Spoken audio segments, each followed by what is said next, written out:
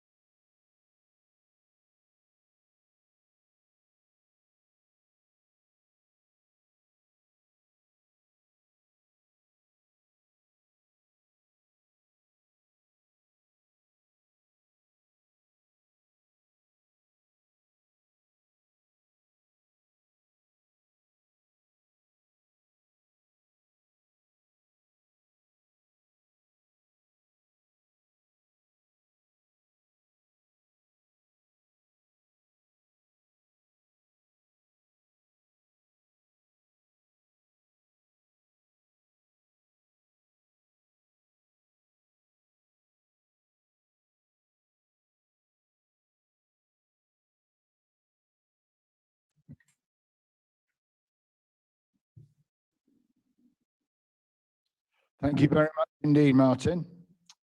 Good morning all. Welcome everyone to this morning's live streamed Planning Committee meeting of Bolsover District Council. This is a public meeting being streamed live to YouTube. The meeting is also being recorded for the purposes of the minutes. I have been advised that the live stream is now up and running. If for any reason the public can no longer hear or see the meeting over the live stream, we will adjourn until the connection has been re-established. Can I remind members of the meeting etiquette that has been circulated and the procedures that apply for remote attendees? All members should now have their microphones muted and their cameras turned on, please. If you wish to speak on an item, please indicate this by using the chat function or raising your hand and I will then call you at the appropriate point. I will obviously ask the facilitator to advise me if there are any members who wish to speak that I may not have spotted. There will be captioning throughout the meeting, and you may notice that your wish to speak has been captured as it scrolls at the bottom of the screen. This way you can lower your hand and rest assured that you will be called upon. Members are reminded you must remain on camera throughout the meeting and ensure, please, that you are alone in the room. Before we start, I will just confirm which committee members are present, first of all, in the chamber, and then I will ask the facilitator to confirm which members and officers are present remotely. So in the chamber, I'm pleased to announce that myself, Councillor Tom Munro, Chair of Vice Committee, Councillor Chris Kane, Vice Chair, Planning Committee, Councillor Duncan McGregor, Councillor Deborah Watson, Councillor Liz Smith, Councillor Derek Adams. Also present in the chamber is the Chief Planning Officer, Sarah Kay, and the Director responsible overall for planning, Councillor Chris Frillington. We also have present the Clerk, Alison Bluff. Nikki, over to you to tell me who is present, please, remotely. Thank you, Chair. Attending us remotely are Councillors Alan Bailey, Anne Clark, Nick Clark, Jim Clifton, Paul Cooper, Maxine Dixon, Natalie Hoy, Graham Parkin, Janet Tate, and Jen Wilson. Also joining us remotely are members of the public who have registered to speak today, which include Councillor Clive Mosby, who's speaking today as a ward member, Jenny Owen from the legal team, and members of the governance team who are supporting this meeting. Thank you, Chair. Thank you very much indeed, Nikki. So moving on to the agenda, the first item on today's agenda is apologies for absence. Have we received any in advance, please? I've not received any, Chair. Thank you. Have you received any, Nikki? No apologies received, Chair.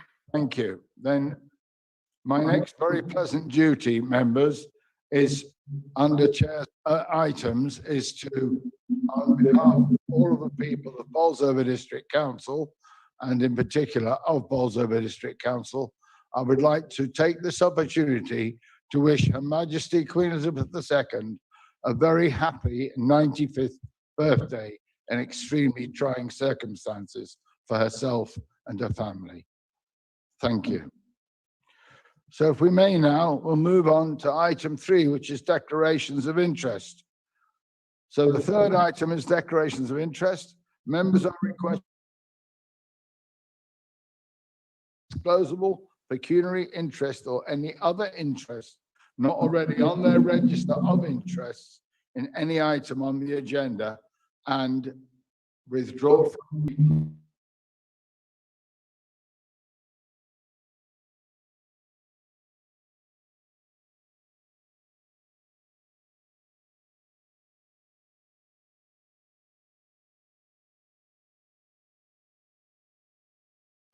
We now have the minutes of our meeting held on the 10th of March. Are we happy, please, that they be recorded as a true record? Councillor McGregor would agree with that. Thank you. And it's been seconded in the chamber by Councillor Chris Kane. We will take a vote by show of hands. I will do, if I may, please, show of hands, first of all, in the chamber. Thank you. Can I now ask the members online to indicate they approve the minutes? Thank you. That's unanimous. Thank you very much indeed. We move on now, please, to item 5. Right, so item 5 is going to be the planning applications. So,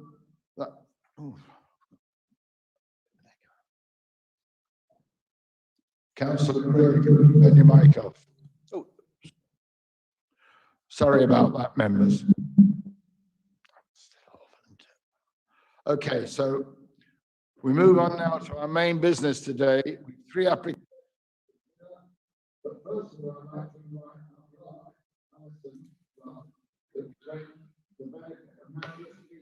the public who are watching on YouTube how the applications are going to be dealt with. Over to you, Alison. Thank you, Chair. This is the procedure for considering applications at the meeting. The Chair will introduce the application, then ask the planning officers to refer members to any late comments or updates received since the agenda was issued. The planning officer will give a brief presentation setting out the application plans and photographs from the site. Then the Chair will ask each of the speakers, any ward members first, followed by objectors, then the applicant or their agent, to address the committee, first turning on their cameras and microphones. Each speaker will have 5 minutes to present their views. There will be a reminder given when 30 seconds remain. At the end of the speaker's 5 minutes, members of the committee will have an opportunity to ask the speaker questions, if necessary, to clarify any points they have made. Where there are multiple speakers on an application, speakers are asked to refrain from repeating points previously made. When we have heard from all speakers on an application, the Chair will open up the meeting for debate by the committee and determination by a vote. Committee are reminded that motions which go against the officer recommendation must be supported by reasons. A note for the public. Once the application you have come to hear has been dealt with, you may leave the meeting. If you choose to remain in the meeting on Zoom, you must keep your camera and microphone turned off. Thank you, Chair. Thank you very much Chair. indeed, Alison. Chair, I'm so sorry to interrupt, but there are some sound issues. May I just try something just to see if we can resolve that sound issue for the remote members? Certainly, I'm more than happy with that. We'll pause for a second. Okay, I've muted one of the chamber cameras. Hopefully that should resolve the issue. Apologies for the interruptions, Chair. Hopefully that's resolved now. Are members online able to hear me clearly? Could you indicate? Thank you very much indeed. I'll continue. Right, so we move on, if we may please, to the first planning application, item 5, planning application 20-00166 full, Primrose Residential Development, 16 units, class C3, Amberley Manor, Primrose Hill, Blackwell. Process followed for the applications. In line with our normal practice, I'm now going to invite the Principal Planning Manager, Sarah Kay, to give a brief presentation showing any photos and plans of the site and to tell us about any late comments, reports that have been produced. The meeting facilitator will share the presentation on screen, and this means that I might find it difficult to see everyone. Therefore, I will allow the officers to complete their presentation and ask members to reserve any points of order or questions about the process until the end. There'll be plenty of time for you to ask questions later on. Sarah, over to you. Thank you, Chair. Can you please display the presentation, Nikki, and jump to slide number 2? Thank you. So the report presented to members follows a decision to defer this particular planning application from Planning Committee, which was held on the 10th of March. And it's a development of 16 dwellings on land that is located at the former Amberley Manor Nursing Home, located in Blackwell. Just as a quick recap for members that may not have been at that meeting or didn't attend the site visit, I'm just going to run through the slide with some presentations that shows the site context and photographs and site plans, etc. So on the next slide, please, Nikki. This is a quick recap of the site context itself, showing a couple of aerial images of where the application site is relevant to the settlement of Blackwell, and in the bottom left-hand screen, an ordnance survey base of the site location as well. Next slide, please, Nikki. Is just a zoomed-in version of the site location plan itself. That just shows members in an ordnance survey base the relationship of the site to the neighbouring properties and to Amberley Manor itself. And the next slide, please, Nikki, is an aerial image of the application site as well. So that gives a little bit of context in terms of looking at trees that are on site and actually seeing the density of the neighbouring properties, etc. as well. Next slide, please, Nikki. So this is the proposed site layout plan. That shows how the development will be laid out, and that will be relative to the neighbouring properties that you've seen in the previous images on the previous slides. The site layout drawing also shows the retention of the building that is the former Amberley Manor building, and the development will take place in the grounds actually in front of the Amberley Manor building itself, sharing the existing driveway access that serves the current site, along which there are a series of protected trees aligning as an avenue formation along the driveway itself and also within the application site boundary. The site will be formed, sorry, can you jump back to the previous slide? Sorry. So the site will be formed with the access and a new turning area formed to serve the existing 16 properties. Separate to that, there will need to be retention of access to serve the building of the former nursing home as well. So that site layout drawing actually shows members the context of the existing driveway, the proposed development that you can see, the red dwellings on that particular image, and then the Amberley nursing home is the sort of the purple or bluey image on that particular slide itself. Next slide, please, Nikki. So that's just a zoomed in version, and we've slightly reorientated that now just to give members a slightly clearer image. Next slide, please, Nikki. This is showing the house types that are proposed as part of the development proposals. That will be a series of detached 2-storey properties and semi-detached and terraced 2.5-storey properties. Next slide, please, Nikki. And the final drawing that's displayed on the screen shows the street scene image of how that development will be laid out, gives members a feel for how there is a slight change in site levels and how this particular terrace and that particular site street scene that you can see in the top of that image there will respond to the slight change in levels. There's also on that drawing images of how the carports and driveways and garages will be formed serving the 16 dwellings, and also a typical section that shows the relationship of the development, the levels, and the particular relationship of the development to the properties on the paddocks. So in the bottom of that image is a typical site section. On the left-hand side is the bungalow of one of the properties at the top end of the paddocks. And then you'll see the 2 other properties are sections cutting through the site, and that shows how the relationship will work with the existing neighbouring properties and the dwellings that are proposed to be built. The next few slides, which I'll quickly jump through, please, Nikki, are site photographs of the site itself. So this is the images of the existing site access point onto Primrose Hill. Next image, please.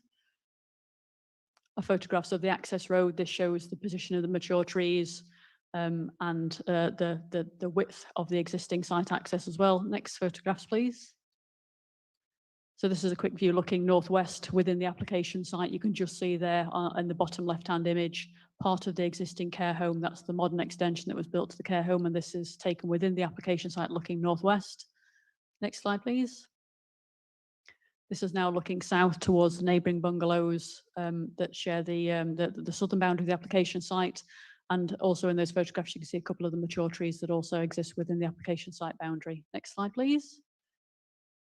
This is a view east. So this is looking at the neighbouring properties that share the eastern boundary with the application site. And these are positioned in fairly close proximity to the existing access and driveway that serves the development site and the site of Amberley Manor. These are the properties on Dodgewell Close. Next slide, please, Nikki. And these remaining photographs are actually showing the Amberley Manor building itself. So this is located immediately north of the application site boundary. And that just shows the for context for members, the appearance of Amberley Manor. This is the main principal elevation. So this is looking south into the application site. So you can see the window positions there and a bit of context in terms of scale for the Amberley Manor site itself. So that's the end of the presentation. Would you mind, Nikki, it might be useful just to put the site layout drawing back on the scheme as I just talked through a couple of the main issues. So if you wouldn't mind jumping to slide number 6, please.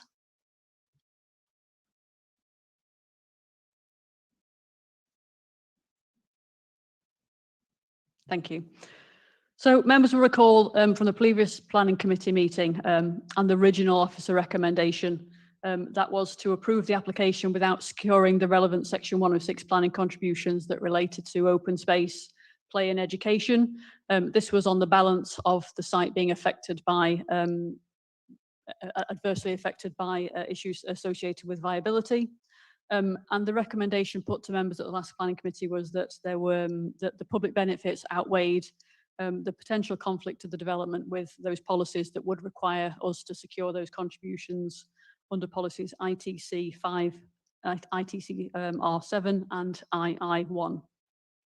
So the decision by members to defer the item by committee was to allow the applicant to come back to us and provide further information about the prospective phase 2 of the development.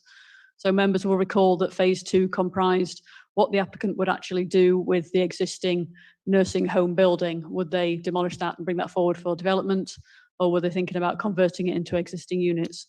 And members actually wanted a bit more of an understanding of how the developer intended to proceed with that development, and whether that hand in hand with the application proposals for this particular application would shift or amend the viability calculations for the particular site and the development itself.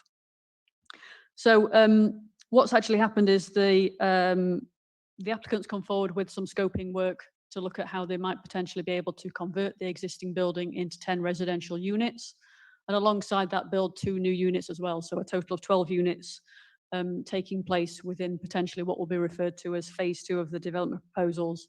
The offices lie outside the application site boundary. So what we then asked the applicant to do, and what the council instructed, was a second independent viability appraisal to be undertaken by the same company that did the first viability appraisal. Again, that was also independent on the council's instruction. And that would give us a better understanding of how, as a comprehensive scheme of phases 1 and 2, viability might affect the applicant's ability to make any potential contributions.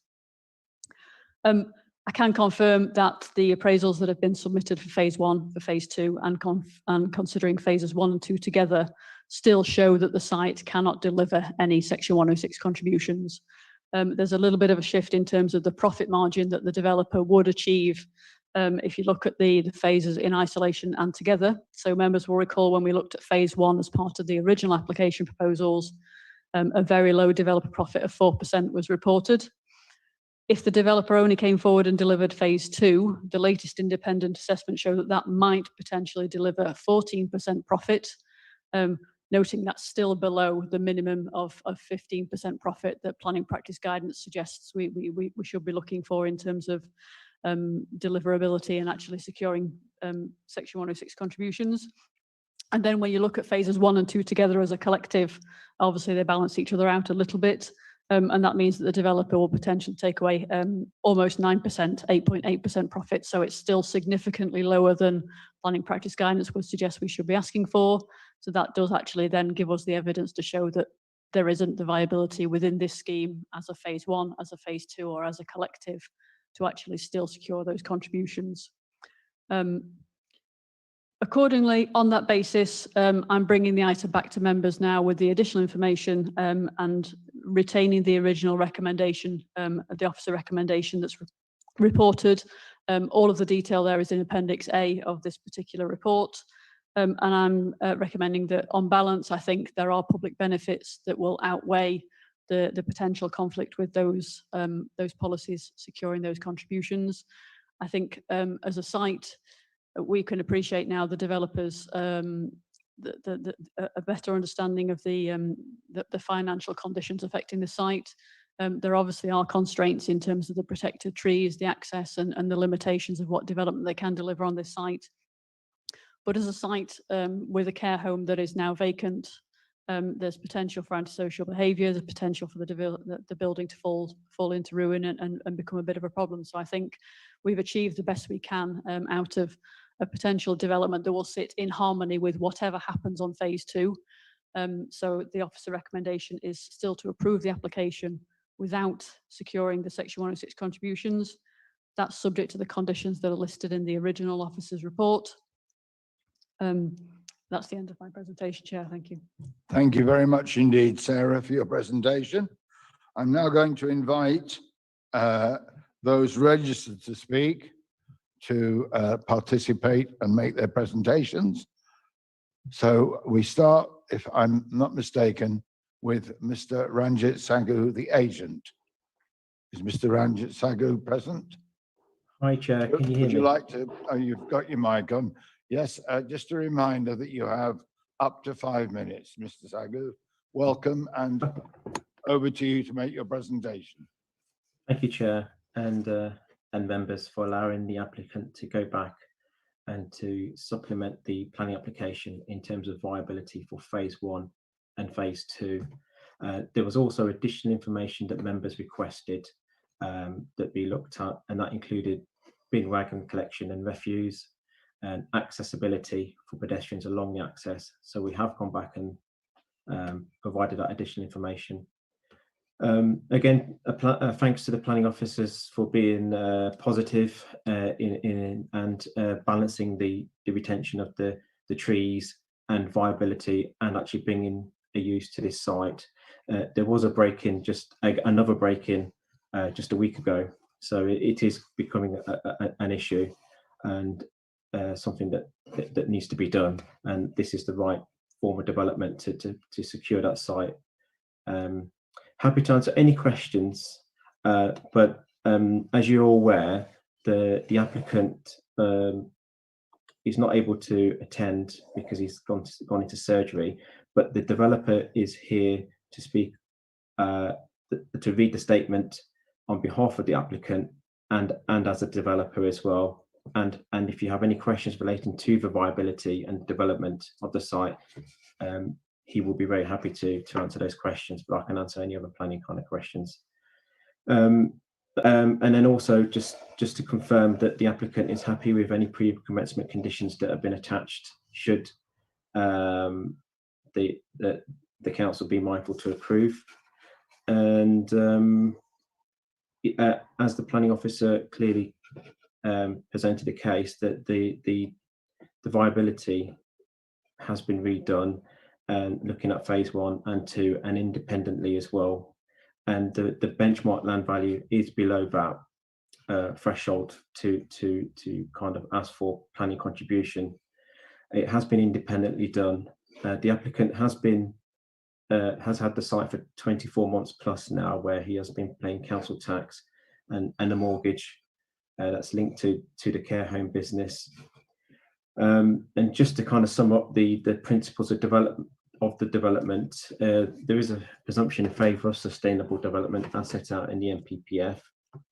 The revised information and drawings, as requested by committee, have addressed those points raised, and it is a sustainable location within easy walking distance of local services. It's the footpath has been shown, and the lighting along the access, so safe and secure. It is an efficient use of land, and it is a balance between the number of units and retaining the TPO trees. And just to kind of finally add that the design is good design. It does pick up on some of the cues within the area. The design, the architect has put a lot of effort into working with the council to amend the scheme and to make it look as it does do today. And there is soft landscaping within the boundary to kind of retain as much privacy as possible between the existing residents and the proposed housing. So and there are more positive benefits that clearly outweigh any negatives, and kindly ask the council to take these into consideration when making their decision. Thank you. Thank you very much indeed, Mr. Sagu. Do any members at this stage want to ask the agent any questions, or would you rather hear from the developer first? What are your wishes? Okay, well, in that case, there seems to be a general no request to ask at this stage. So in that case, thank you, Mr. Sagu. If you want to turn your mic off for the time being. And now it gives me great pleasure to invite Charles Grant, the developer, who is going to read out a statement both on his own behalf and from the registered landowner, Satinder Kelly, who's unfortunately not available to attend today. Over to you, Charles Grant.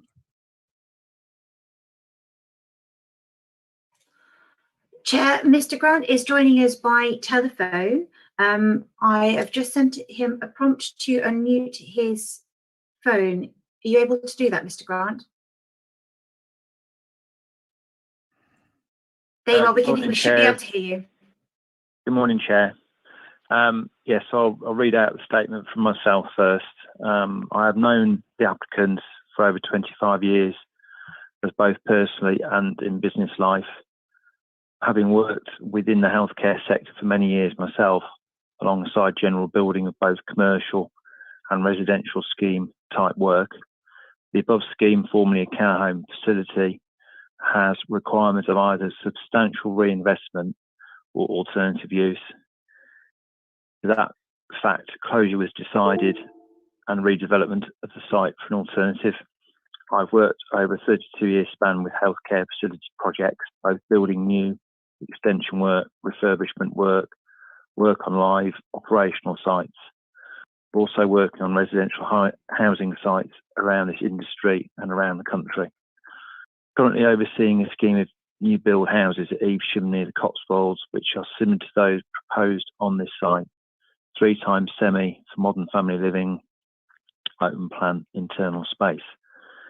To date, I have managed over 100,000 square feet of developments and have been involved with the construction, design and management of the above scheme with the intention to develop the site out from the 2 years spent assessing and working with the local authority, planning department to achieve a sympathetic design and layout enhancing the natural surroundings of the site itself.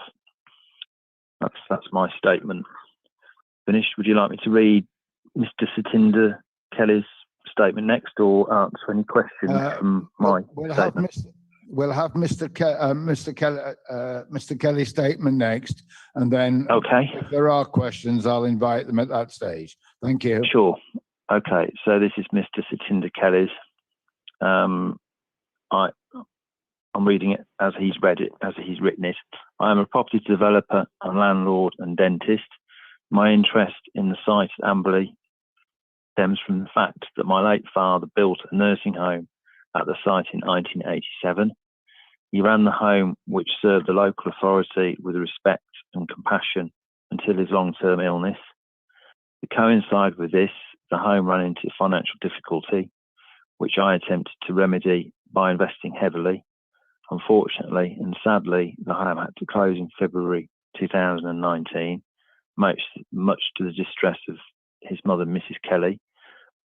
This land is precious to the family and my father's legacy, to which he devoted a large chunk of his working life.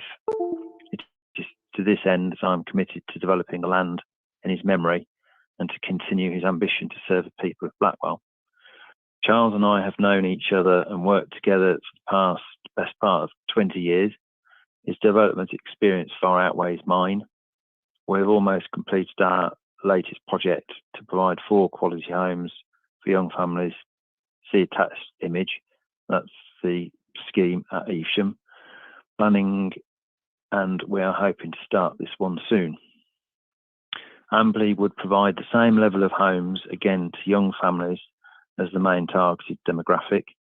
It would bring to life a site that currently sits as a blot on the landscape and is potentially a target for vandals, thieves. We've reported break-ins on police record during the planning application and potential travellers. We are keen to avoid this whilst simultaneously providing peace of mind to adjoining neighbours and surrounding homes. We envisage development would be like no other in the area, as it will provide its own gated community, which I'm certain will be a major attraction for home buyers and will enhance the local area. That is the end of that statement, Chair. Thank you very much indeed, Mr. Grant. Right, so are there any members who wish to ask any further questions of Mr. Grant or Mr. Sagu that either need to answer? No, I'm not seeing any requests to ask. ask any questions. So on behalf of the committee, can I thank you, Mr. Grant, for both Mr. Kelly's statement and your own. And also, can I thank you for your diligence, yourself and the agent, in responding to our requests for further information. Now, it gives me great pleasure to invite any member at this stage who wishes to ask any further clarification of the officer to do so. Councillor McGregor, do you wish to ask any further questions? Sorry, Chair. No, I thought we were going straight into Okay. members. I'm just want to make sure, give me a chance. Any members want to ask any questions? No. Well, before I invite in Councillor McGregor, I'd just like to remind all members of the Planning Committee that we did defer this application and request a further viability study, and also that the applicant consider bringing forward plans for us to see that would be for both the site in question and for Amberley Manor itself redevelopment, and they have met both of those requirements. And so I'm hopeful that we can this morning, and I'm more than happy to move from the chair, that we accept the officer's recommendation that we approve, subject to the conditions as listed in the schedule, the application to build the 16 homes on that part of Amberley Manor site. I'll move that from the chair. Is there a seconder? Councillor McGregor will second. Thank you very much indeed, Councillor McGregor. Is anybody wishing to speak? Councillor McGregor. Yeah, in support of that, Chair, I think you summed it up quite well.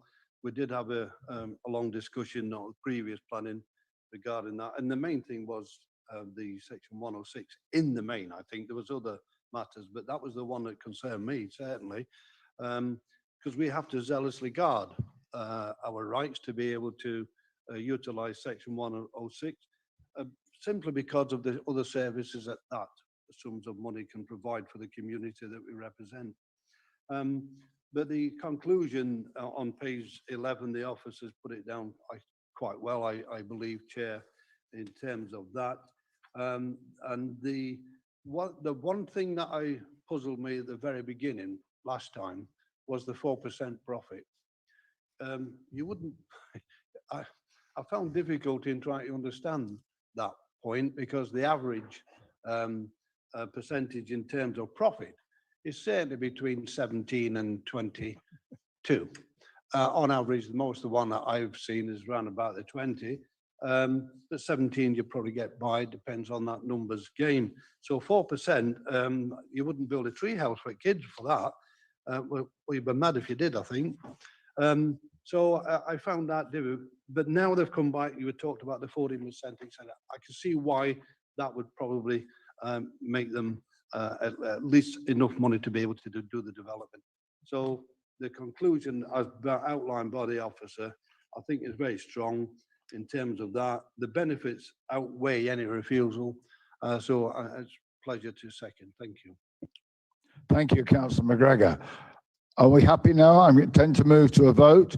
So I'll take a vote by show of hands. I'm going to do the chamber first, if I may. All those in favour of the proposal, please show.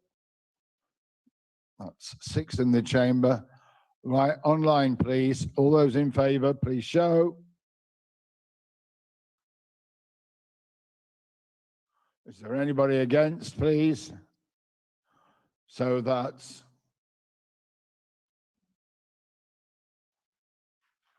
7 for and 1 against remotely. Thank you very much indeed. Therefore, that is carried and planning permission is granted. Councillor Clifton, could you just clarify, did you vote for? Yes, Councillor Clifton voted for, thank you. Right, if we may then, we'll move on to the next application. Thank you very much indeed, which is application 20-00586 full, creation of a vehicular access at 81 Alfreton Road, West Houses, Alfreton. The applicant is a Mr. Frank de la Motte.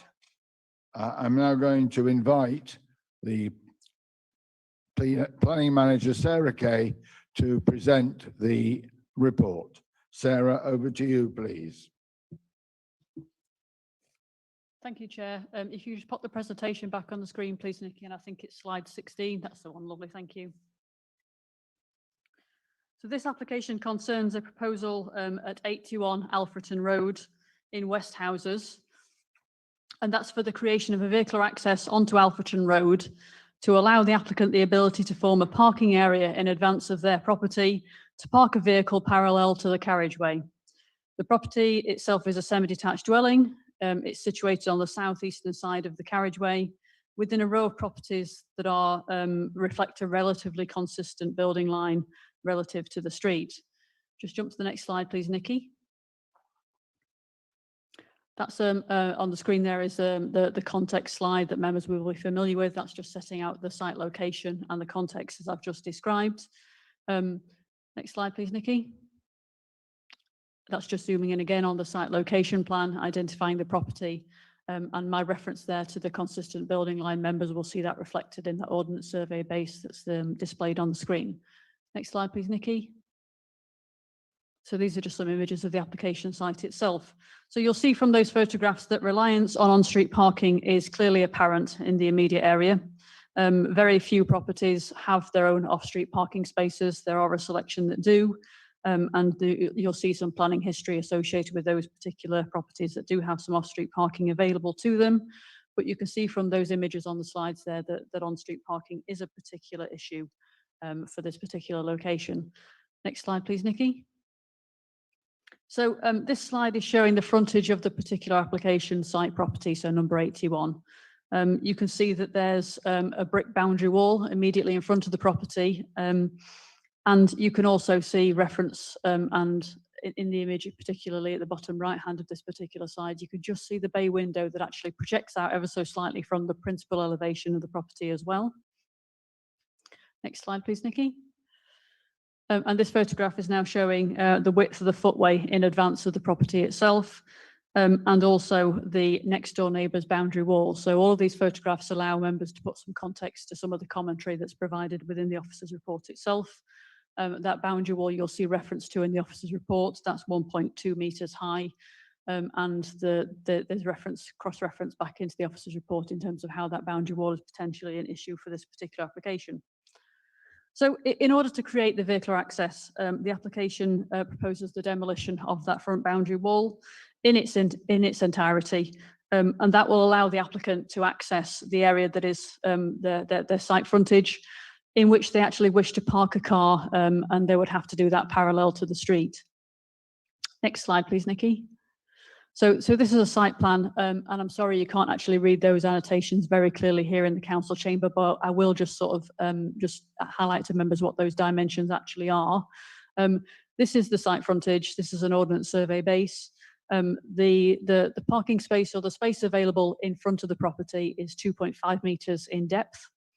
Along the entire width of the application site, so that's in front of the house and also the footpath to the side of the house, that measures approximately 5.8 metres in width, and the actual the second dimension, which is measuring the width of the front property itself, that's 4.7 metres in width as well. So you'll see that if the applicant removed all of the front boundary wall, they would have a space that would measure 2.5 by 5.8 metres in full dimension in order to actually park a vehicle parallel to the street in that area that would be made available. Just as another note, which is something that came out of the site visits, the pedestrian access to the side of this property only serves the rear garden of the application site, so it's not a shared access with anybody else. So members will note from the officer report that this application to create this access is recommended for refusal. All of the key issues that are for consideration as part of these particular proposals set out in the officer's report. They consider the principle of development, the visual impact and the impacts of the development on amenity, whether the proposals potentially provide a safe and suitable access to the highway, and whether the impacts of the development will be acceptable in terms of highway safety and the impacts upon highway safety and the function of the road network immediately in advance as well. So in this case, there are concerns that are raised by the local highways authority themselves. They're concerned about the lack of visibility that is afforded to any user of this particular proposed parking area. That's due to the height of the adjacent boundary walls that are within the control of the neighbouring properties. But that's also a concern that's exacerbated by the fact that this site, there are no double yellow lines in front of the property. So on-street parking is in high demand in this particular location, and cars do park quite heavily bumper to bumper along Alfreton Road in front of these properties because of the lack of off-street parking. Any vehicles that are parked on the street would also obstruct visibility for anybody trying to exit this particular space in this parking area in front of the property. In addition to that, in order to facilitate access to the site, there would need to be some drop curbs that are installed along the footpath itself as well. It's an estimation from the photographs that I think that would probably be approximately 6 dropped curbs, but I think you could probably expect, because of the high demand for on-street parking, people will park immediately up to the extent of those 6 drop curbs. So the vehicles will be very tight to either side of the drop crossing. So that will also make visibility incredibly difficult from this particular area. Any vehicle that was wishing to park in this space will have to either reverse into the space or out of the space. It's a very busy carriageway where visibility is compromised by on-street parking, next door neighbours' boundary treatments. And this will be a very tortuous manoeuvre. If you can imagine vehicles parked up and trying to actually make the manoeuvre into this parallel space, it's certainly the opinion of the officers and part of the recommendation that that will be a tortuous manoeuvre that is very difficult to achieve. Also of concern, and I think highlighted by the image of the public footpath and the slightly restricted width of the public footpath in front of the property, because of the limited dimensions of the space, if there actually is a vehicle parked within the frontage in front of this property, you would assume that the driver will obviously allow themselves to exit the vehicle once it's parked, so their driver's door will open out inevitably over onto the public footpath itself. Unless they park very, very, very tight to the front bay window, there's every chance they will start to overhang the public footpath as well, which is a significant concern in terms of anybody walking on that public footpath with mobility scooters, wheelchair access, pushchairs, etc. It's already very narrow, so that will certainly create a potentially dangerous scenario for pedestrians if this development was permitted. We believe that's against the best interests of highway safety. The space doesn't meet the minimum standards and the minimum dimensions set out in the local plan for a parking space. And because of that, because of those issues and the potential conflict with the highway network, the operation of the highway network as somebody is manoeuvring in and out of this space, the application is recommended for refusal. There are 2 reasons that are set out for the recommendation for refusal, and they're on page 49 of the agenda pack. That's the end of my presentation, Chair. Thank you. Thank you very much indeed, Sarah. So for this planning application, we have one speaker, and that speaker is Councillor Clive Mosby, ward member for Blackwell Parish Council. So Clive Mosby, if you'd like to make sure your microphone is on, you have 5 minutes to give your presentation. Thank you. Thanks, Chair. Do you want me to put my camera on as well? Yes, please, Councillor. Thank you. Right, morning everybody. First of all, thanks for letting me come along and put sort of a contrary argument to what the Principal Planning Manager, Sarah's just given, which I do say, you know, is very accurate within her description of it all. So I'm not disputing some of the issues that she's raised within that application. I know a lot of you probably will, or some of you may well know what that road is like through West Houses, Alfreton Road. It is, as Sarah says, it's very narrow, lots of off-street parking. Most of the houses are either terraced or semi-detached, and you've got nowhere to park the cars except on the road. And a number of properties along that road have used their front gardens or frontage of the houses in order to be able to park the vehicles off of the road at the end of the day. Many years ago, the cars used to park on both sides of the road, on the left and right as you were going through. And that caused quite a lot of problems because the narrowness of the road and vehicles parked on both sides generally buses and every vehicles, and in some cases cars couldn't get through. And indeed DCC then instigated no parking or double yellow lines down the right hand side, that's transversing from Blackwall through to Alfreton, double yellow lines so we can't park on that side of the carriageway, and staggered double yellow lines on the left hand side where parking is allowed at present. And that was in order to make in like cutting spaces, so if anybody was coming along, you could get in, it's like, you know, and get out the way so that you could pass quite safely. That's worked quite well, I have to say. The vehicle movements through there there's quite a lot. It's quite a busy road, serving Semsay, Alfreton, and further other places further afield. And it has worked, you know, reasonably well. With this particular application, this particular gentleman at this time isn't actually parking his car on the carriageway. His car is at present parked on Church Close at Westhouses, where there is a garage site owned by BDC. So this vehicle's not on the road at this time. In line with BDC's proposals to get rid of these garage sites and build houses or accommodation on it, this gentleman could well be losing his parking space up at that garage site, and then that would bring an extra vehicle back onto Alfreton Road in front of his property at number 81, as we've seen. For me, another vehicle on the road there does make it, you know, an even worse situation at the end of the day.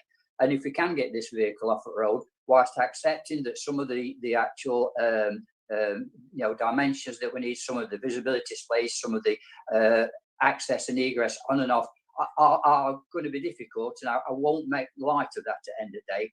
I think another vehicle on that road there is going to cause, you know, fair few problems within the overall situation. And if we can possibly get it off the road, it does help to keep that carriageway that little bit clearer, so that vehicles can move relatively safely down there, without causing too much of a problem. I have heard, and I'm not quite sure how true this is, but the dividing wall of the neighbour, I think they may well be putting in for an application to park at the front, and that wall could be demolished at that stage, which would probably help on the visibility display within it all, and probably help with the access and egress, as I say, on and off that particular parking space in front of 81. Also, this gentleman is getting an electric car, and he would want to park it off the highway, because I suppose if you're trying to plug it in to charge it up, the actual charging cable or the equipment you might need would then go over the walkway to try and charge it up, which might not be very handy. But I'm not sure how you get around that one at the end of the day. So really, in summary, Chair, it is a busy road. It is an awkward road. There's not easy solutions to this, as is in many parts of the district.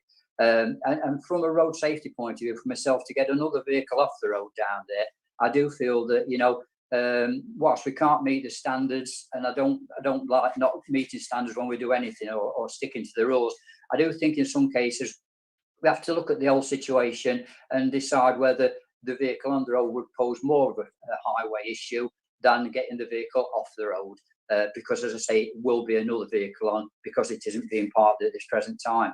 So really, that in summary is it. I agree with what Sarah said. She's not, she's outlined it extremely well within her report.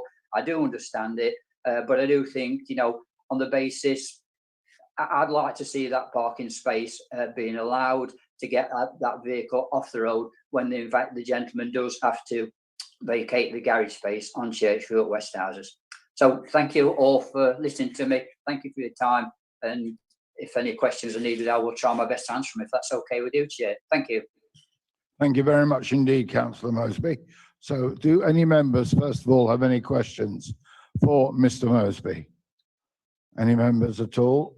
I have, yes, first of all, I've got a question from Councillor Maxine Dixon, and then I've got a question, I think, from Councillor Nick Clark. So we'll start with Councillor Maxine Dixon. Thank you, Chair. Are we sure that this gentleman will lose his garage spot? I don't think there's anything in the plans yet that these are going to be purchased by BDC, and maybe that might be a more opportune time to say that he will lose his spot and needs to park closer to home. Thank you. Councillor Moseby, do you want to respond to that? I can't say yes or no. As far as I was aware, these garage sites are actually Maxine by BDC at the end of the day. And as you're aware, there are plans. It's happened up in Whitwell, it's happened in my patch in Newton. We're looking to build on them. And as far as I'm aware, this site is one of those, but I will stand corrected on that at the end of the day. The actual applicant has said to me that, you know, he will have to move. So I presume from that he has had some indication from BDC that he may well have to vacate that spot at some time in the future. But it probably does need clarifying, because I can't definitely clarify it for you. Thank you. Before I bring other members in, Senior Director Chris Fridlington wishes to add some relevant information. Chris Fridlington. Thank you, Chair. Councillor Mosby's quite right. The site at West Houses was looked at for development. When we actually put into for planning, we're subject to a whole host of objections, partly because of the lack of parking in the local area. So that garage site has been retained for garaging, so it won't be coming forward for development. It's now back with housing as a garage site. Thank you. Thank you for that clarification. Right. I've got Councillor Nick Clark. I've also got Councillor Janet Tate.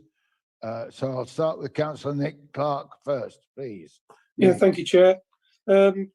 Councillor Mosby, do you know, or does the applicant, does he indicated what particular electric vehicle he may be purchasing in the future? I don't know if you know that or not, because it may be relevant to the size of the space that he intends to put the vehicle into. Thanks for that, Councillor Clark. No, all I know is he said he's looking to purchase an electric vehicle, you know, in the near future and it's all. And as one of his concerns, as I outlined in the sort of report I gave earlier, was the actual charge, you know, that if he weren't allowed to park in front of his house. So no, once again, the answer to that is I don't have that information, Councillor Clark. No. Okay, thank you. Thank you. Councillor Janet Tate. Yeah, morning, Mr. Mosby, Councillor Mosby. Just a couple of questions, really. Has the applicant considered removing the bay window, the bow window, because that seems to be an obstacle that might cause him to park his car on the footpath because he's not able to pull in close to the boundary wall of the property. And I was just wondering, as councillor there, whether you know of any accidents or incidents that have occurred as a result of people parking off-road and having to back off into the highway, etc. Thanks for that, Councillor. I seem to be saying no to lots of these things, but these are questions I've never sort of thought about, and it's interesting and it's quite enlightening for me to be hearing them. As regards the bay window, that was never mentioned in it all. Obviously, I don't know whether he would or he wouldn't. So there again, I've got to hold my hand up and say I don't know on that one. That road down there, I think since there's been the staggered parking or the restrictive double yellow lines on the right hand side going through West Houses where you can't park on the highway, and the staggered parking with double yellow lines on the left hand side, which gives you pulling places to pass. I think it's been relatively quiet. There is incidents where sometimes people want to force their way through and you end up backing up. But generally speaking, people go through there quite steady, quite slowly, really, because of the fact of the road, the road sort of situation with all the vehicles and cars there. As you're coming into West Houses from Alfred along this road, it is up a bit of a hill, and you sometimes you can't see them coming towards you when you're in the right hand side of the road, which is the main carriageway, which is open, until they actually rise just above the top of that brow of that. It's not a hill, but it's just a slope where it does hide the vehicles coming. So again, there has been incidents, but nothing that I can recall recently down there anyway. Thank you. Thank you, Councillor Mosby. Are there any other members wishing to ask Councillor Mosby any further questions? Yes, Councillor Natalie Hoy. Thank you, Chair. It's not really a question to Councillor Mosby. It's really an idea. Moving into the future, perhaps we could look at putting electric charge points into these garages. If people are buying these vehicles, and this seems to be the way we're going into the future. Forgive me, Councillor Hoy, interrupting you, but would you like to make that point once we've finished questions to the Speaker?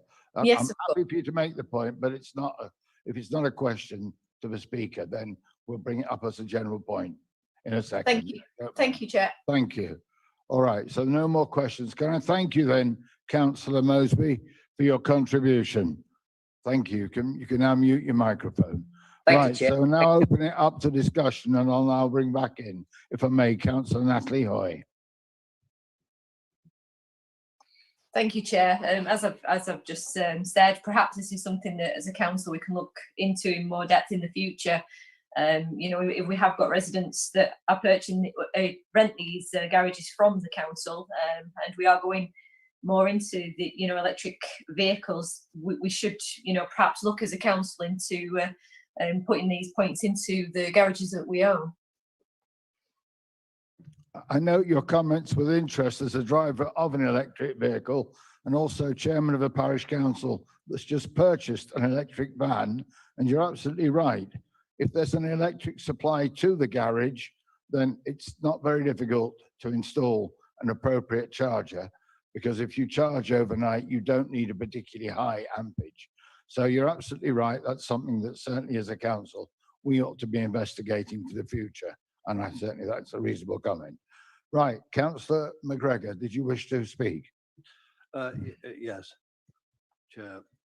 Councillor McGregor, I think the officers outlined in her summing up the issues all around this particular point.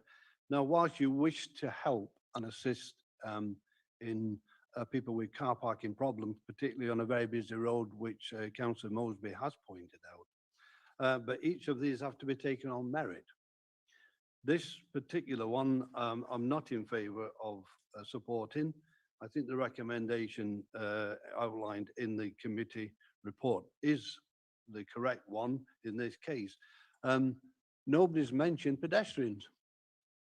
There's a footpath there. It's called a footpath for a reason. It's for people to be able to access and egress as they go in a safe and comfortable way. One of the photographs demonstrates a pedestrian walking past with a dog.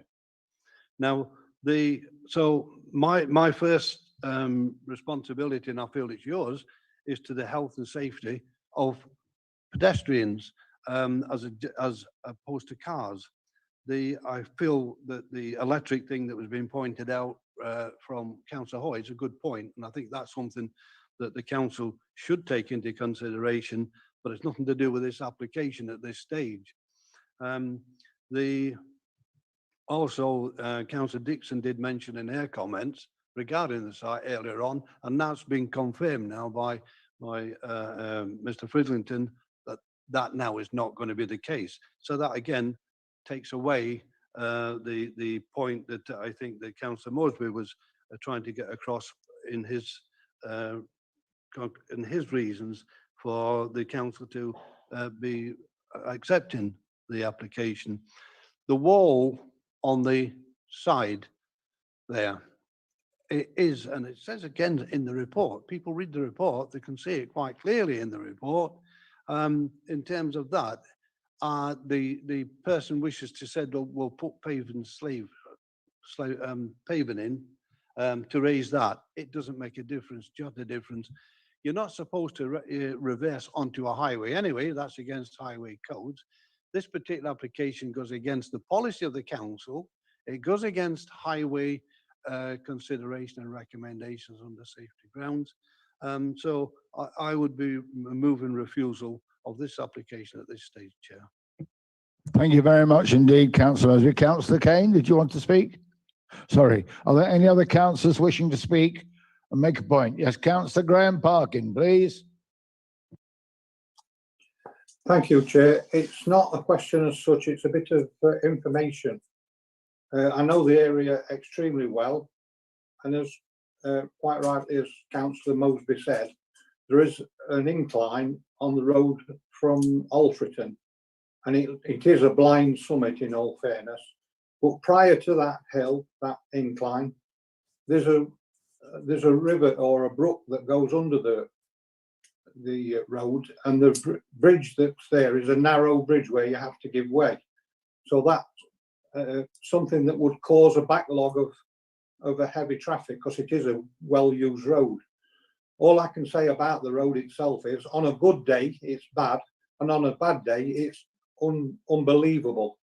because of the parking down one side, it goes for nearly the full length of West Houses, Alfring Road, must be 800 yards.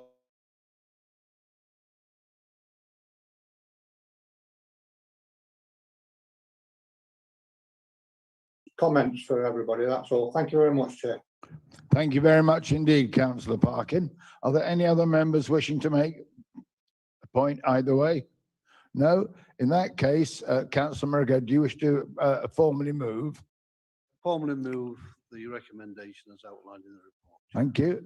It's been seconded by Councillor Kane. Thank you. Right, I now intend to move, if I may please, councillors, to a vote. So we'll start in the chamber.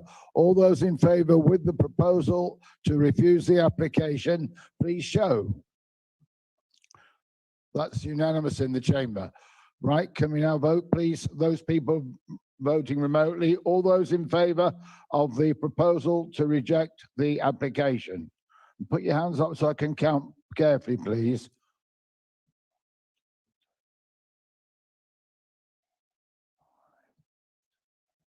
All those against?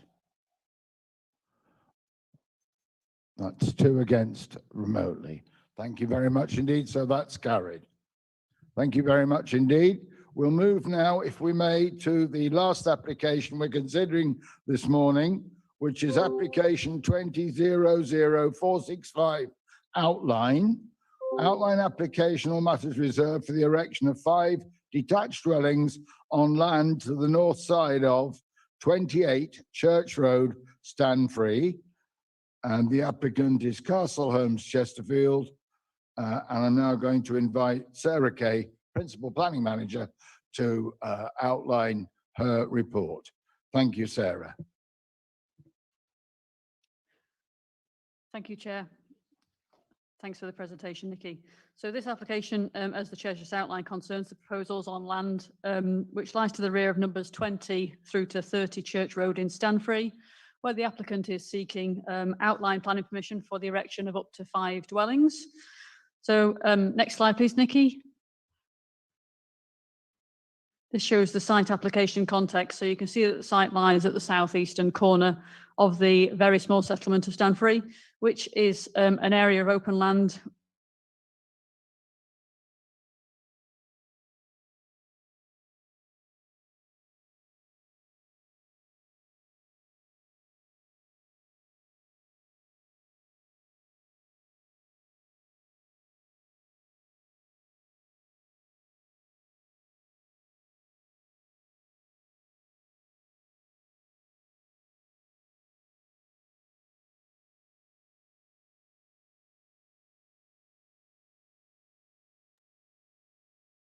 image of the application site itself, so members can start to see and appreciate the relationship of the site to the open land that I described to the north and to the east, and then the settlement of Stanfree to the south and to the west of the application site itself, and a little bit of context understanding that that's the sort of the rural setting of Stanfree itself.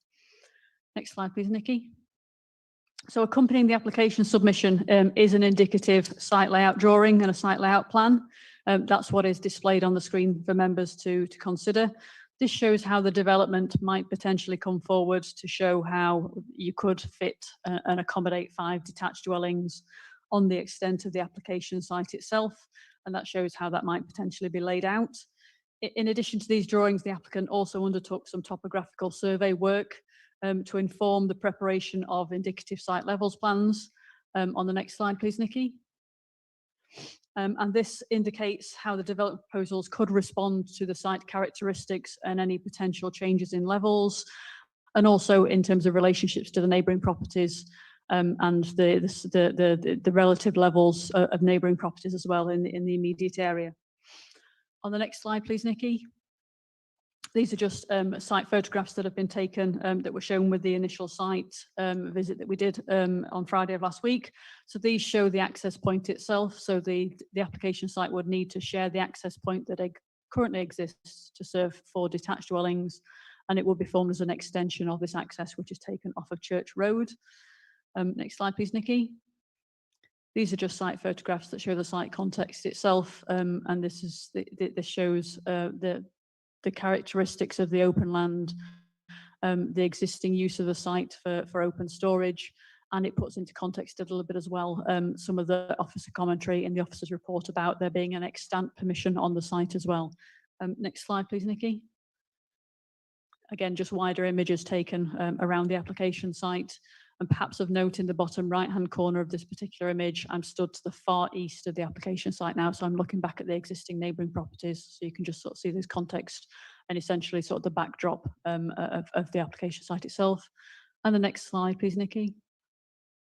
These are the photographs that were taken after the site was cleared for that topographical survey to be taken as well. So I appreciate for members in the chamber, a little bit difficult to see these plans perhaps, but this shows the site cleared.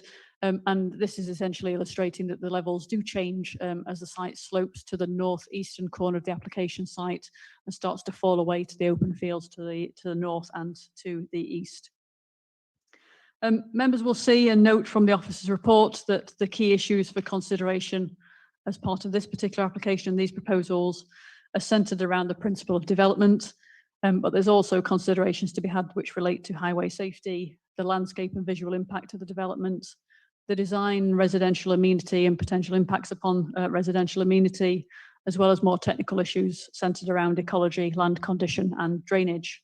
As I've mentioned, the main issue here relates to the fact that the site, questioning the principle of development, that relates to the fact that the site in question is in open countryside.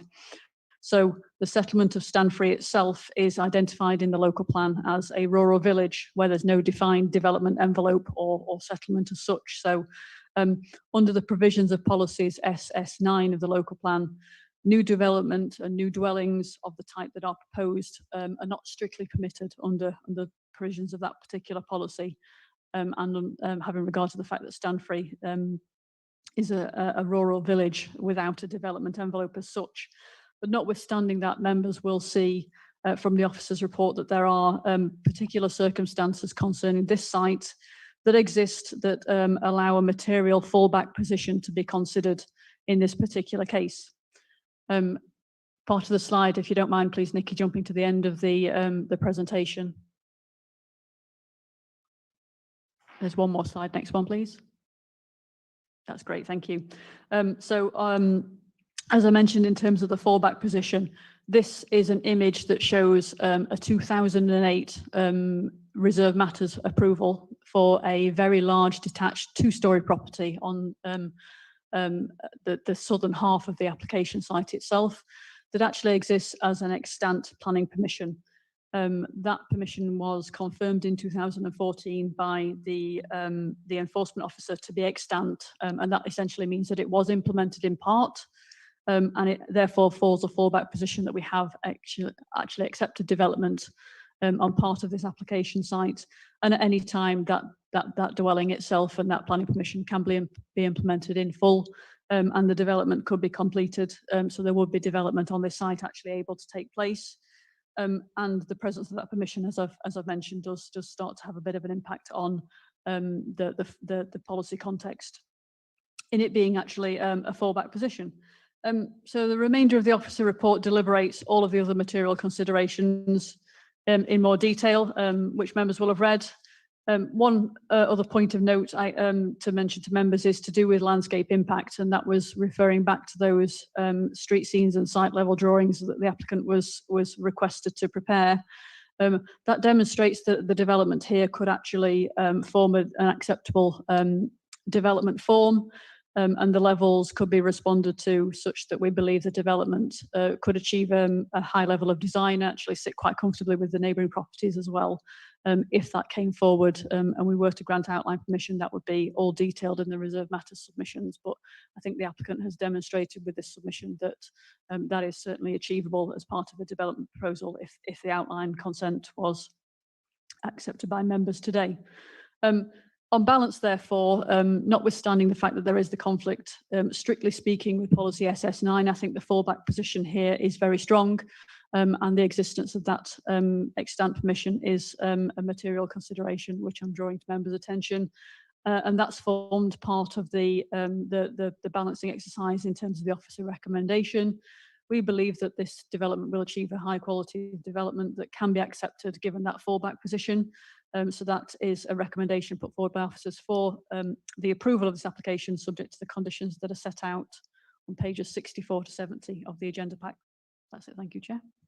Thank you very much indeed, Sarah, for your presentation. We have two speakers for this application this morning, councillors. First of all, I'd like to welcome Wendy Irving. So Wendy Irving, we'd like to make sure you've turned your camera on, and I'd like to now invite you to speak. Just to remind you, Wendy, you have a maximum of 5 minutes. That's Over to fine. you. Oh. Okay, thank you very much.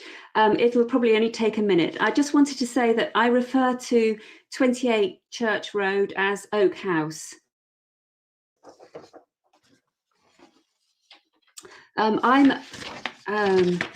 objecting to 5 houses being built on this plot of land, and I think even the council agrees that it's not a preferable site in terms of acceptability. The layout of the houses with their allotted parking is cramped and disjointed. Plot 2 garage appears to be outside the boundary, as the land east of Oak House has now been cleared for other purposes. Plot 1 garage and parking is at the back of the house, and I think these are just 2 examples of trying to fit too many houses in a small piece of land. And 5 houses, potentially then 10 further cars, in this site is unsuitable for the access road, which is the extension of Church Road. Even the architects admit that the road is small by referring to it as lane-like, and this keeps cars from speeding. Vehicles parked on the road by 30A, 30 and Oak House, as well as visitors to these properties. And this has a knock-on effect on services. No bin lorry comes up that road, and we all take our bins down to the main road.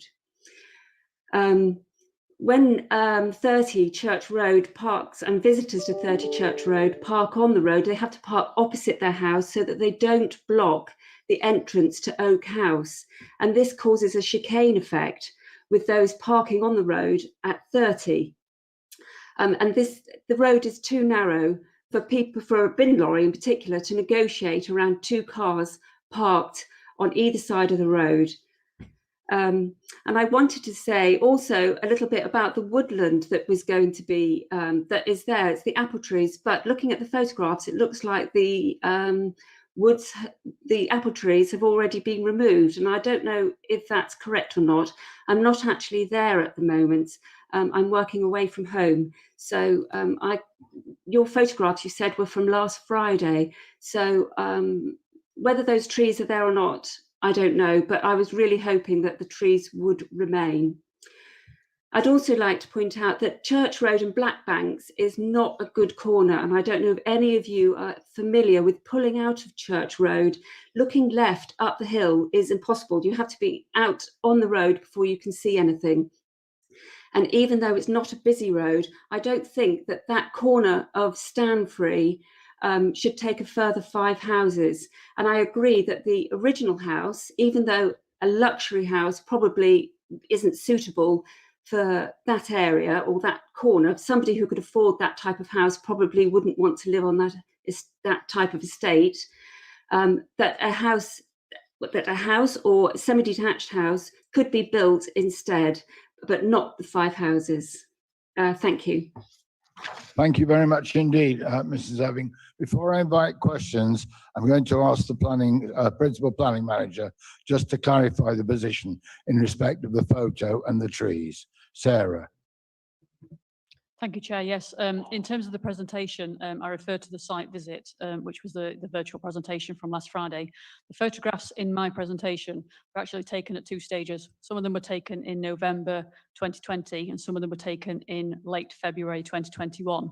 We asked the applicant to undertake a topographical survey of the site to understand the levels, which informed those later drawings that were submitted. So the site was cleared.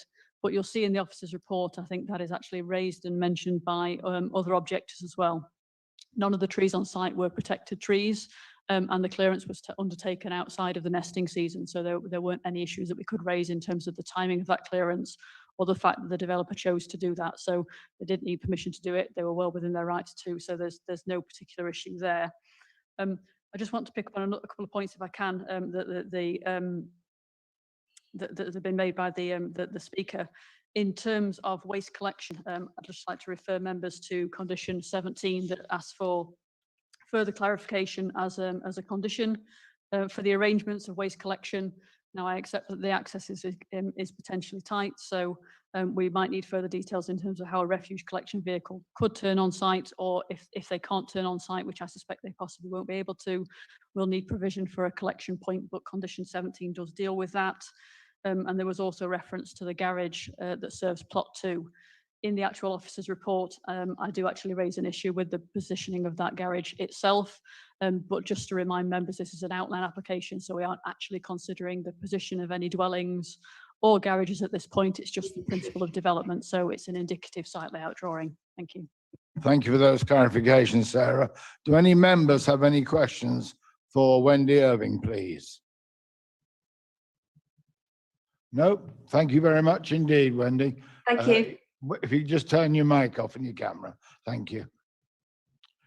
Right, so we have the second speaker, and that's the agent, Stephen Haslam. So if you'd like to turn your camera on, Mr. Haslam. Good morning and welcome.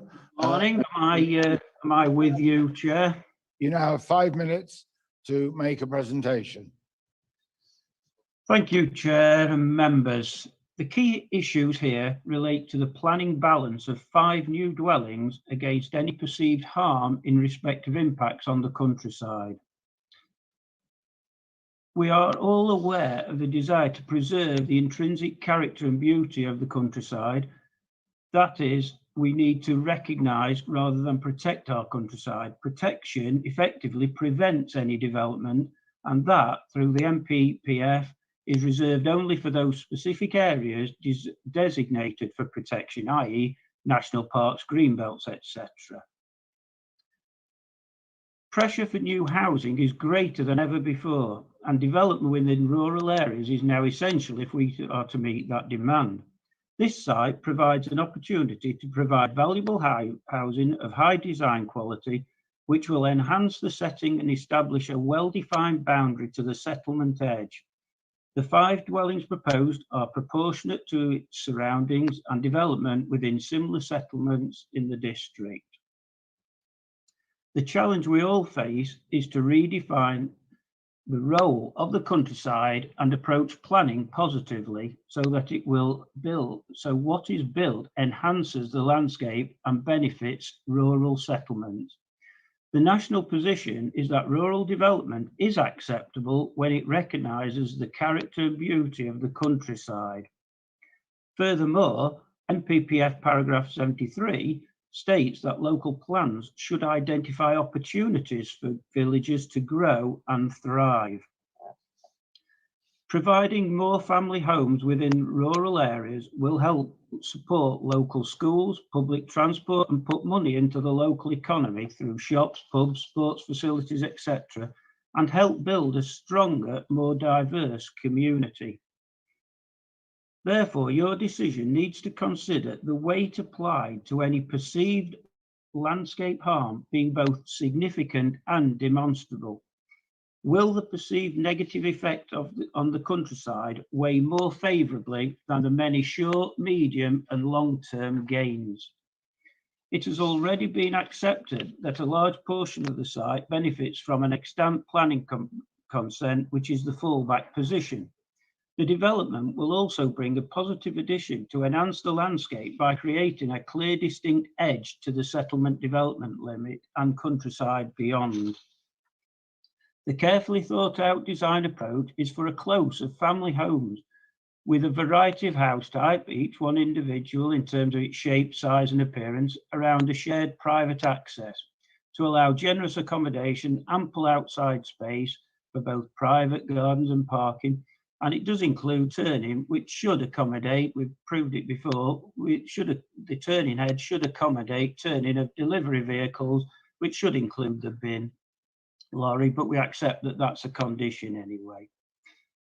In conclusion, the current housing needs cannot be met by developing purely brownfield sites, nor rely upon the national house builders who will often only release homes at the rate that suits themselves. Although outside the SDL, These proposals relate positively to the recently completed houses fronting Church Road and the converted farmhouse.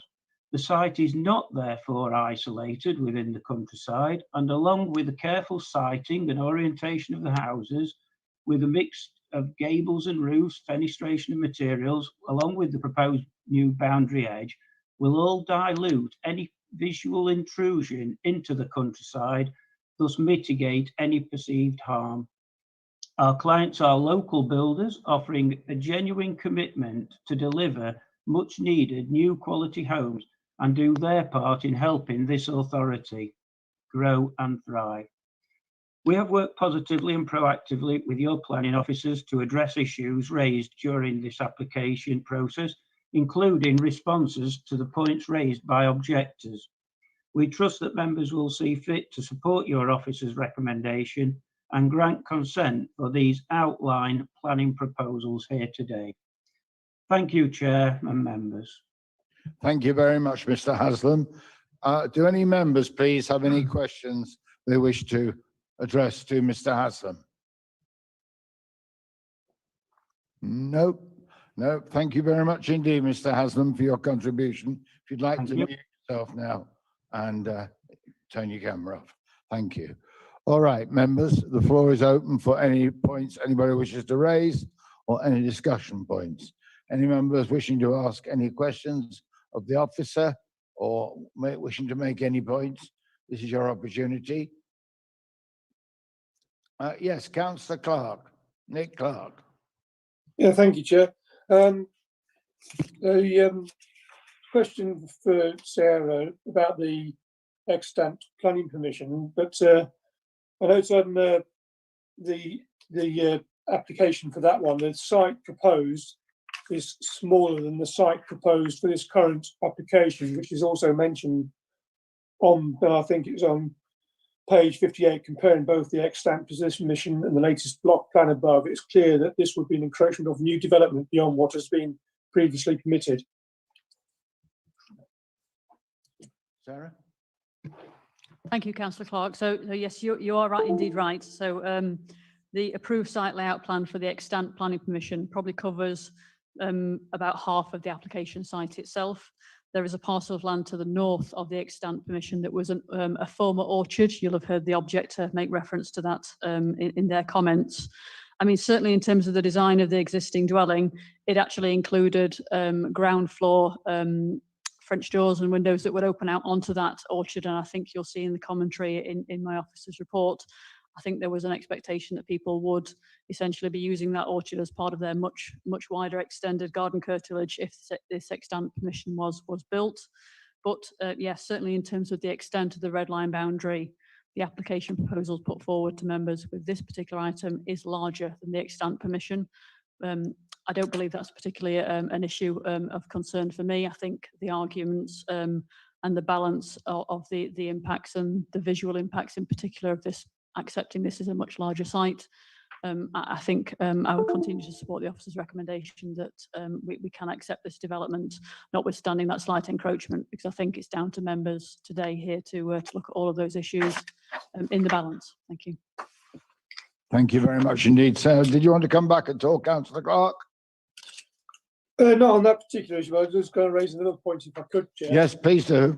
Yeah, on the list of objections, it mentions about the proximity to the Oxcroft, the older Land Settlement Association, which is there's an application currently to have that as a conservation area. Now, this particular application would be encroaching upon that as well.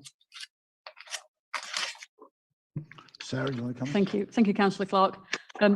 Yes, I'm not entirely certain the actual the history or basis for that particular comment, because certainly the Oxcroft estate and the Oxcroft land settlement isn't a conservation area at the moment. And we're certainly, as a team and as a department with the conservation officers, not particularly looking to bring that forward at this moment in time. So it's not a material consideration. So whilst the objector does say that no building would be allowed, that's inaccurate. This isn't a conservation area. If it was, I would mention it in the officer's report that the development would potentially be impacting upon the setting of a conservation area, but that's not an issue here. So it's just perhaps misinformation by the objector there. Thank you very much indeed, Sarah. Yeah, Councillor McGregor? Oh, sorry, Chair. I thought no, you it's not a conservation area at the moment, but there is an application in, as I understand, from the residents of the Oxcroft estate to have that area designated as a conservation area.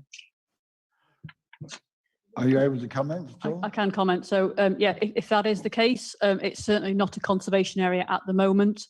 And we certainly haven't done any publicity or any consideration or assessment of the merits of that site. So it carries no weight as a conservation area at this moment in time, Councillor Clark. Thank you very much indeed. Councillor McGregor. If just clarity, please. The first speaker mentioned Oak House. I'm looking at the map, and on the map it's got Oak House in a area of land. I'm just trying to get clarity what the first speaker was referring to. I think Councillor McGregor, I think, again, I don't know if the speaker's actually still on the line, but the property number 30 Church Road, I think, is where the objector lives. I suggest that they've called their property something different, so they wanted it to be referred to as their house name rather than the house number. No, or is that incorrect? Sorry. Oh, can you hear me? Excuse me, you do not have the right to interfere in the process of the planning committee. You've had your opportunity to speak. Thank you. But certainly, Councillor McGrath, I think you can see from the site location plan that the relationship of the application site itself to the existing neighbouring properties. So regardless of names or numbers, I think it's very clear you've understood the application site, the extent of the red line boundary and the relationship to the neighbours from that particular site location plan and the application. That's clarified it for me. Yes, thank you. Thank you very much indeed. Are there any other members wishing to ask at this stage any questions at all? No, in that case, I have been through the application process. I've read through all the documentation and I'm satisfied that the officer's recommendation is supported by all the necessary evidence. And so I move from the chair that we support the officer's recommendation to approve the planning application for the site in question. Does that receive a seconder, please? Councillor McGregor would second. Thank you. That's been seconded in the chamber by Councillor McGregor. Are there any other members wishing to speak at this stage? No, in that case, we will move, if we may, please, to a vote. In the chamber first, all those in favour of the motion, please show. Thank you. That's unanimous in the chamber. Can we now take a vote? Members joining us remotely, please indicate by raising your hand clearly if you are in favour of the proposal to grant planning permission.